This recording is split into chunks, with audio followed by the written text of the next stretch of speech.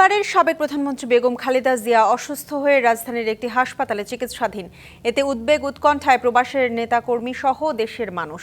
Saudi আরব প্রতিনিধি আর নোমান জানান, Saudi আরব পশ্চিমাঞ্চল বিএনপির নেতাকর্মীরা তাই সুস্থতা কামনা করে ওমরাহ পালন করেছেন। মীর মনিরুজ্জামান তপন সহ অন্যান্যদের মধ্যে আরও উপস্থিত ছিলেন ওলামা দলের সভাপতি মাওলানা আসহাব উদ্দিন, মক্কা প্রাদেশিক বিএনপির সভাপতি মোহাম্মদ জহির আহমেদ, টিপু সুলতান, আমিনুল ইসলাম, আলমগীর হোসেন সহ অনেকেই।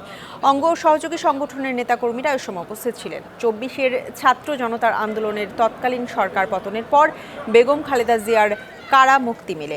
এতে প্রবাসীদের নেতাকর্মীদের মাঝে স্বস্তি ফেরে, কিন্তু এখন হাসপাতালে নিবিড় পর্যবেক্ষণ থাকায় তার উৎকণ্ঠিত।